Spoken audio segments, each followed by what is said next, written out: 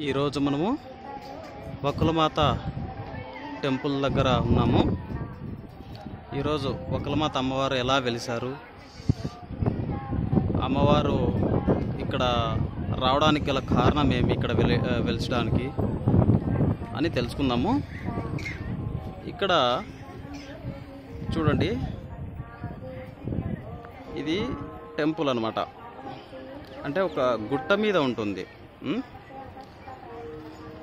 చూడండి, మనకి ఏడుకొండలు స్పష్టంగా కనపడతాయి. చూడండి, ఏడుకొండలు క్లియర్ కట్గా కనపడుతూ ఉన్నాయి.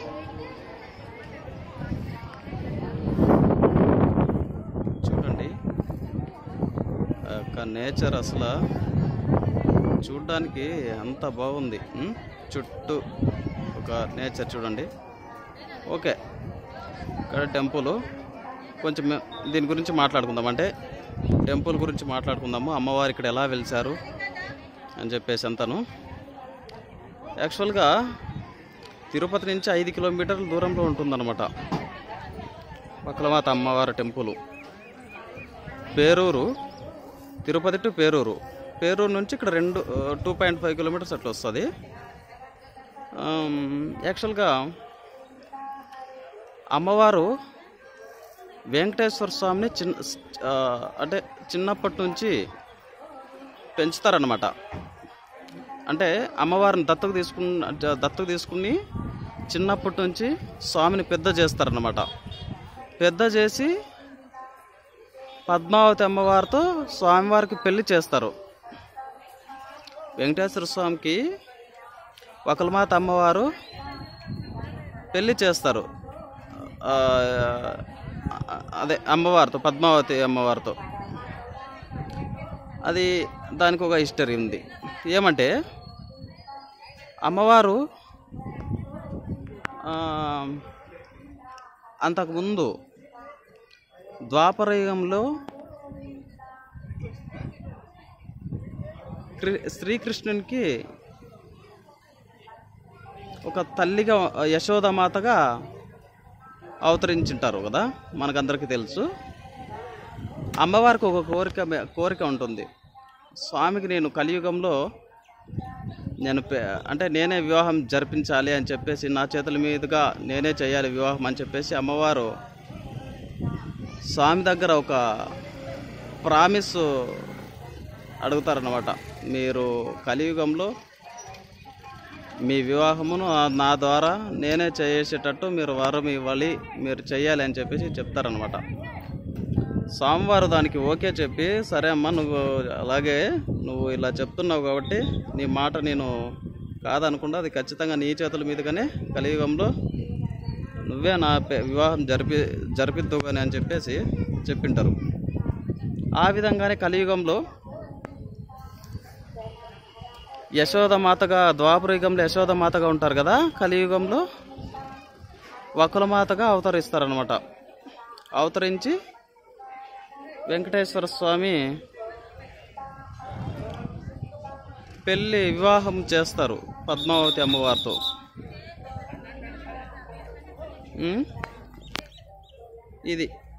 ఇది కొంచెము తర్వాత ఇంకా ఇది ఎలా, అంటే దీన్ని ఎలా డెవలప్ చేశారు, ఎలా డెవలప్ చేసుకుంటూ వచ్చినారు అంటే దీని హిస్టరీ కొంచెం తెలుసుకుందాము. ఇది 1101లో అక్కడి నుంచి మనకి ఇన్స్క్రిప్షన్స్ కనపడతాయి అన్నమాట. అంటే రాతపూర్వకంగా అప్పటి నుంచి ఇన్స్క్రిప్షన్స్, చోళులు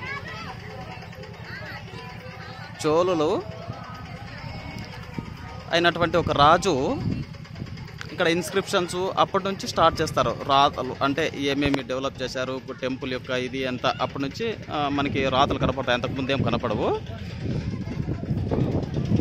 సో చోళులు డెవలప్ చేస్తారు బాగానే.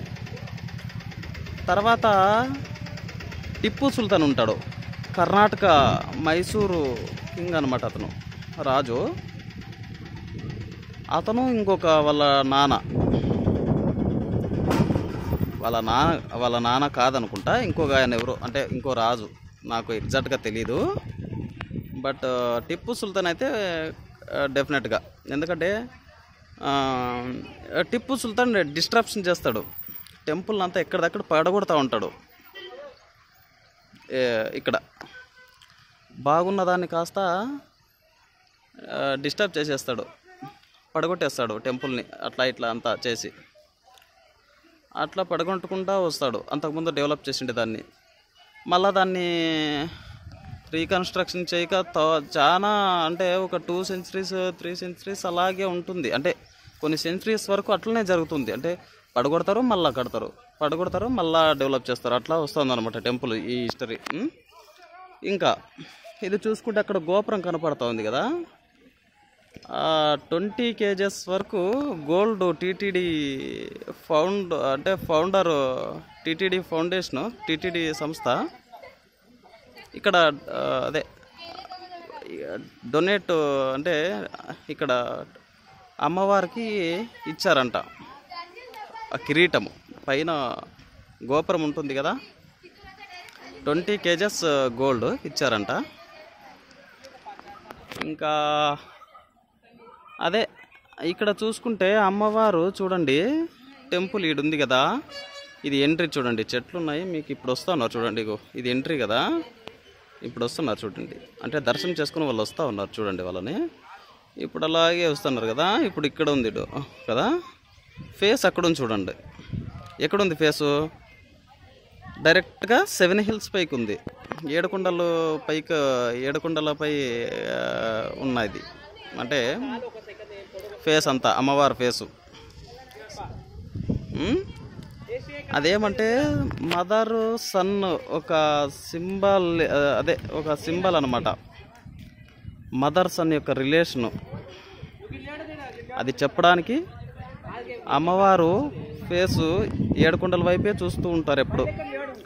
స్వామివారు ఎక్కడైతే ఉంటారో, వెంకటేశ్వర స్వామి ఎక్కడున్నారో, స్వామివారు ఎక్కడుంటే అక్కడ ఆ వైపే చూడడానికి. అంటే ఒక రిలేషను, ఒక మదరు ఒక సన్ యొక్క రిలేషను, ఒక సంబంధం అనేది తెలియచెప్పడానికి కోసం అని చెప్పేసి అమ్మవారికి ఉన్న ప్రేమతో స్వామి వైపే చూసినట్టు మనకి హిస్టరీ చెప్తుందనమాట. ఇంకా చూడండి, ఒక అంటే ఇట్లా ఓకే చూడండి, గుట్ట చూడండి అంతను. యాక్చువల్గా అదిగోండి, ఇదిగోండి గుట్ట ఉంది చూడండి, గుట్ట మీద అదంతా ఇట్లా ఇట్లా ఇట్లా చూస్తూ ఉంటే మళ్ళీ 7 కొండలు కనపడతాయి మనకి స్పష్టంగా క్లియర్గా. తర్వాత ఇట్లా రొటేషన్ అంటే 360 degrees చూస్తే ఇంక ఇట్లా చూడండి, ఇప్పుడు టెంపుల్ కనపడుతుంది. గుట్ట పైన ఉంది చూడండి, ఇదిగోండి ఇదంతా గుట్ట. ఆ సైడ్కి వెళ్దాము.